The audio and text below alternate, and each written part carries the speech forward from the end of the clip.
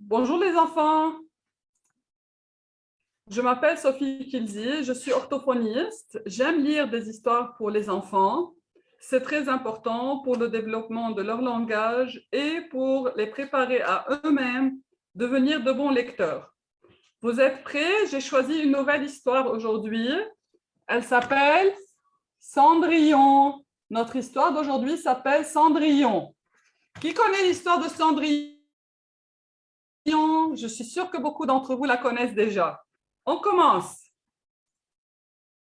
Cendrillon, voilà Cendrillon et la fée avec sa baguette magique. Cendrillon est devant le château. Ça, c'est le banc où Cendrillon va s'asseoir pendant l'histoire. Vous allez voir à quel moment. Ça, c'est Cendrillon avec la chaussure magique. Et ça, c'est Cendrillon avec la citrouille. Elsa est arrivée. Hi Elsa. Cendrillon. Cendrillon, Cendrillon, Cendrillon. Cette histoire, c'est une histoire en fait à coller. C'est Elsa qui a collé les gommettes dedans. Vous allez voir. Il y a les mots, il fallait coller les gommettes et c'est Elsa qui les a collées. 1 minute. Elle va vous montrer. Des pages. Les couleurs là, les dessins, c'est les gommettes qu'il fallait mettre dans l'histoire. On y va, Elsa? Oui. Go, ready? Ok, ça c'est la citrouille. Ou le carrosse de Cendrillon. C'est juste, ne nous raconte pas tout. Peut-être qu'il y en a qui ne connaissent pas encore l'histoire. Dans une grande maison, une jeune fille douce et belle vivait en compagnie de sa belle-mère et de ses 2 demi-sœurs. Une belle-mère, c'est sa mère qui n'est pas vraiment sa mère. C'est juste, ce n'est pas sa vraie mère. Ses sœurs non plus, ce ne sont pas ses sœurs de la même maman. N'est-ce pas? Oui. Ok, elle vivait avec elle. Et elle n'a pas l'air très contente. Ça, c'est Cendrillon. C'est parce qu'il la traite comme une femme de ménage. Toutes les 3 la traitaient comme une servante. L'escalier a besoin d'un coup de balai. Dépêche-toi! La pauvre jeune fille était chargée de toutes les corvées de la maison. Le soir, pour se reposer de sa journée, elle s'asseyait près de la cheminée, au coin du feu. Voilà Cendrillon qui fait ses corvées. Ils lui ont dit qu'il fallait nettoyer l'escalier, il faut tout faire. Et quand elle termine tout son travail, elle aime bien se mettre à côté du feu de la cheminée. Et comme elle était toujours vêtue de la même robe, couverte de cendres, pour se moquer d'elle, ses demi-sœurs l'avaient surnommée Cendrillon. C'est pour ça qu'elle s'appelle Cendrillon, parce qu'elle portait toujours les mêmes vêtements, les mêmes habits, et qu'ils étaient sales à cause des cendres de la cheminée et à cause des saletés de la maison, bien sûr, du travail. Un matin, un page se présenta avec un message du roi. Ce soir, un grand balai est donné au château. Toutes les jeunes filles du royaume sont invitées. Quelqu'un est venu un jour et a amené une lettre. Voici la lettre. Cette lettre venait de la part du roi et c'était pour toutes les filles de la région. Toutes les filles du village devaient aller à une fête dans le château. Alors, toutes les filles devaient y aller, n'est-ce pas, Elsa? Oui. Pourrais-je y aller moi aussi? Demanda Cendrillon à sa belle-mère. Qu'est-ce qu'elle a fait, Cendrillon? Elle a demandé à sa mère s'il peut y aller. Maman, tu ne fais pas en arabe aussi. Elle a demandé, je ne fais pas en arabe aujourd'hui. Elle a demandé. Mais moi, je connais toutes les histoires de Cendrillon, mais maintenant, je connais les restes des images. Oui, on va les coller ensemble quand on termine l'histoire, si tu veux, les gommettes qui restent. Alors, elle a demandé à sa belle-mère, c'est pas sa vraie mère, si elle pouvait aller à cette fête.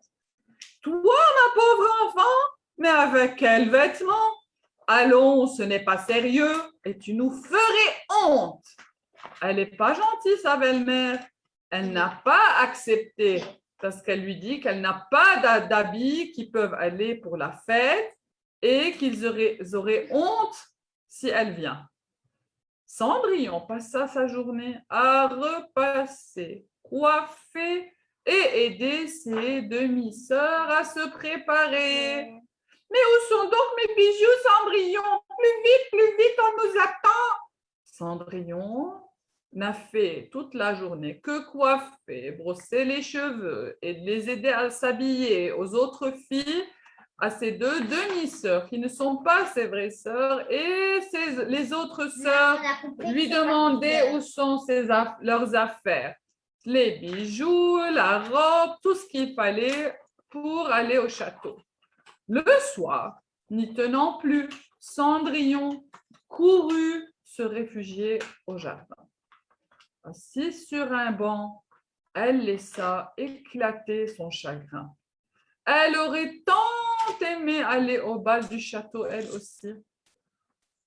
Le soir, c'est lui le roi. Cendrillon était très triste.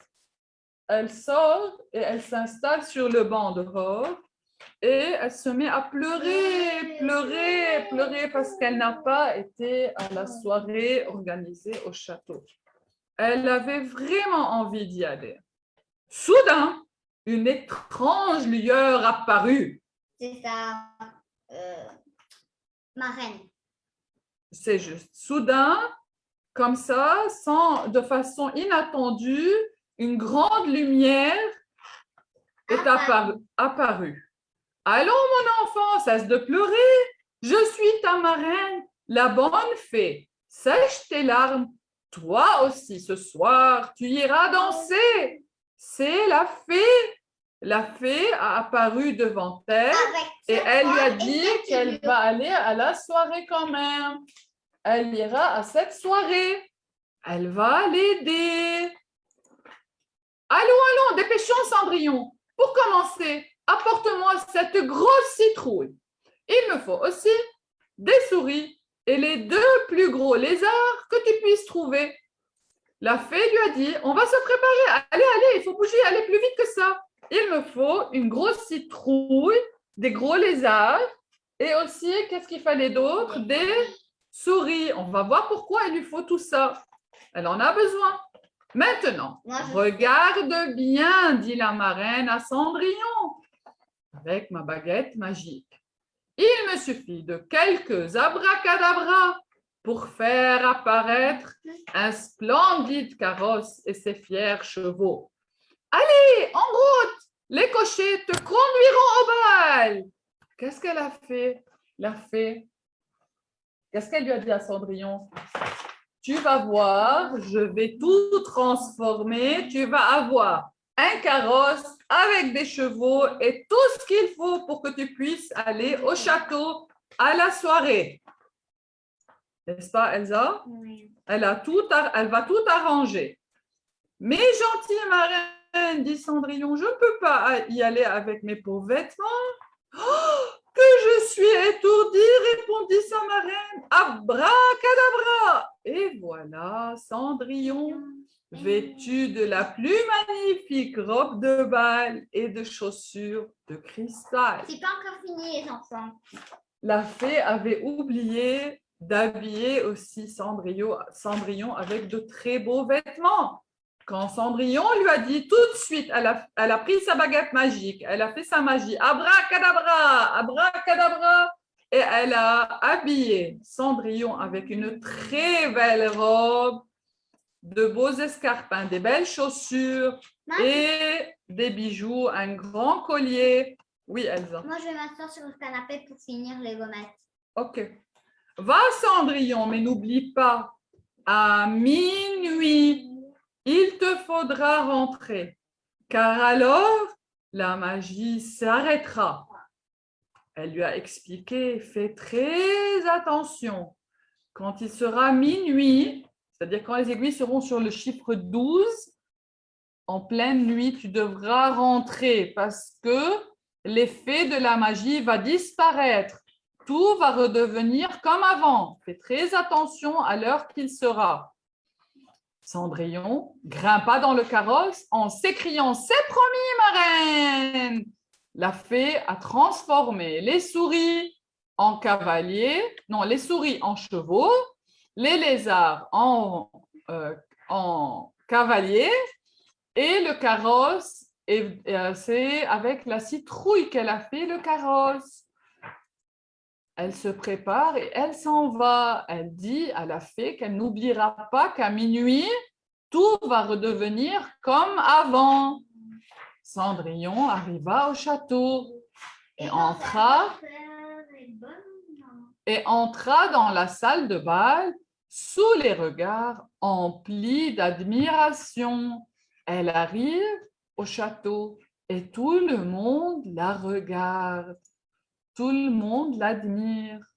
Mais qui est-ce, chuchotèrent les demi-sœurs, qui ne reconnurent pas Cendrillon? Quelle délicieuse jeune fille, dit le roi à la reine. Même ces deux demi-sœurs ne l'ont pas reconnue, habillée comme elle l'était. Et personne ne l'a reconnue. Et le roi demande à la reine, mais c'est qui? Qui est-ce? Charmé par tant de beauté et de grâce, le jeune prince va à la rencontre de la belle inconnue et l'invita à danser. Le prince aussi l'a vu. Le prince aussi a vu Cendrillon. Tout de suite, il a voulu lui proposer de venir danser avec lui. Ils ont commencé à danser ensemble. Soudain, au milieu de la nuit, résonna le premier coup de minuit. Un instant. Oh, déjà, excusez-moi, prince, je dois partir. Soudain, la cloche, l'horloge a sonné les 12 coups de minuit. Elle a su qu'il est minuit. Tout de suite, elle s'est excusée. Elle a dit au prince, excusez-moi, je dois absolument partir tout de suite. Et elle s'en va. Cendrillon s'est rappelé la dernière recommandation de sa marraine. Elle s'est rappelé ce que la fée lui a dit. En se précipitant dans l'escalier, elle perdit l'une de ses chaussures. Elle fait tomber sa chaussure sur les marches. Le prince s'empressa de la ramasser. « Attendez, je ne connais même pas votre nom !» Mais Cendrillon avait déjà disparu du château. Le prince a tout de suite vu qu'elle a fait tomber sa chaussure sur les marches. Il a voulu la lui redonner et il lui a dit « Je ne connais même pas ton nom, comment tu t'appelles ?» Mais Cendrillon s'était déjà éloignée de lui et du château. Elle était partie très loin. Il n'a pas pu la rattraper. Le lendemain matin, le prince annonça à ses parents qu'il épouserait la jeune fille à qui appartenait la chaussure. Le prince a décidé de retrouver la jeune fille avec laquelle il a dansé le soir et qu'il veut l'épouser. Il va se marier avec elle. Ce sera sa femme. Après avoir fait essayer la chaussure à toutes les dames de la cour, le messager du roi arriva à la maison de Cendrillon. Pour savoir qui est cette jeune fille, ils ont pris la chaussure et ils se sont mis à la faire essayer à toutes les jeunes filles. Au château d'abord, puis aux filles qui étaient dans leur maison ailleurs, pas dans le château. Ensuite, ils sont arrivés chez Cendrillon. Quand il vit les demi-sœurs, il n'eut aucun doute, mais il leur fit essayer la chaussure. Elles eurent beau forcer, leurs grands pieds ne rentraient pas dans la délicate chaussure. Elles se sont mises à tirer pour essayer de faire rentrer leurs pieds dans la chaussure. C'est pas comme le film ni dans les histoires. Oui, c'est un peu différent. Chaque histoire est différente. Alors, le messager, le monsieur qui est venu avec la chaussure, lui aussi, il essayait de faire entrer la chaussure, mais il savait dès le début que leurs pieds étaient trop grands. Ils n'ont fait qu'essayer encore, et bien sûr, ça n'a pas marché pour les deux demi-sœurs. Et moi, puis-je l'essayer demanda timidement Cendrillon. Mais comment un souillon comme toi pourrait porter une telle merveille s'exclama sa belle-mère. Cendrillon arrive et elle dit, moi aussi, je veux essayer la chaussure. Et sa vilaine belle-mère lui dit, comment toi, tu pourrais essayer une telle chaussure? Cette chaussure ne peut pas être à ta taille. Elle est beaucoup trop belle pour être bien pour toi. C'est sûr que ce n'est pas pour toi. Ce que tu peux être sotte, ajoutèrent ses deux demi-sœurs. Ses sœurs lui ont dit qu'elle était bête aussi. J'ai ordre de faire essayer la chaussure à toutes les jeunes filles, répondit le messager. Approchez. Alors, sous les regards atterrés, Cendrillon glissa sans peine son pied dans la chaussure.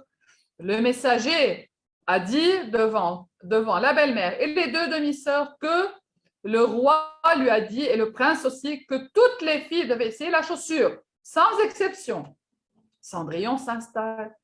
Elle met son pied et son pied rentre et c'est la bonne taille, puisque c'était sa chaussure.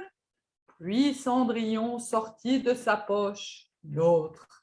À cet instant, la marraine apparut et pointa sa baguette magique sur Cendrillon. Aussitôt, sa pauvre robe de servante se transforma en une magnifique robe de princesse. Dès qu'elle a mis la première chaussure, Cendrillon a sorti la deuxième de la poche de sa robe.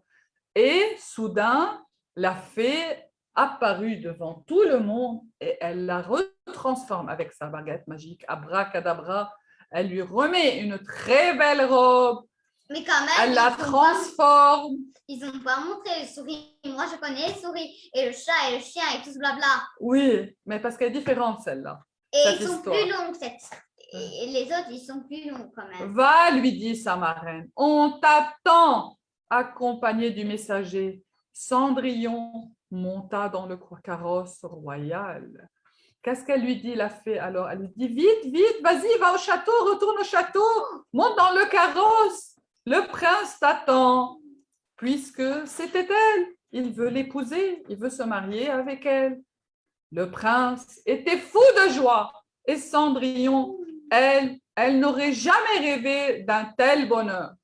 Quelques jours plus tard, le roi et la reine organisèrent un somptueux mariage. Enlève la photo, on ne voit pas sa figure. Le prince et Cendrillon étaient très contents de se retrouver. Et le roi et la reine ont préparé une grande fête pour le mariage, pour que le prince épouse Cendrillon. Cendrillon invita même sa belle-mère et ses demi-sœurs qui la supplièrent de les pardonner de leur méchanceté.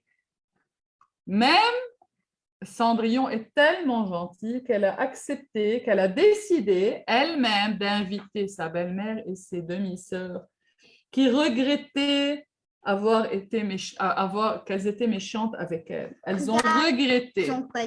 Le prince et la princesse vécurent heureux jusqu'à la fin de leur jour.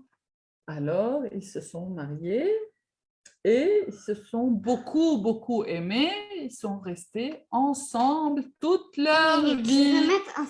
Leur vie était très heureuse. Ils ont eu une belle vie ensemble. S'il te plaît, maman, je veux mettre un smiley. Tu vas mettre. Notre histoire est terminée, les enfants. À samedi prochain. Ne fermez pas là. Ceux qui veulent revoir les histoires, vous pouvez les retrouver sur YouTube.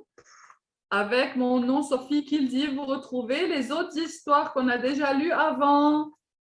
Au revoir, les amis. C'est vrai, Elsa, je n'ai pas dit, mais aujourd'hui, on n'a pas lu en arabe, on a tout lu en français.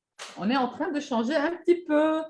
Et samedi passé, on a lu chez moi en TDS l'histoire en direct. C'était très sympa. À bientôt, les enfants.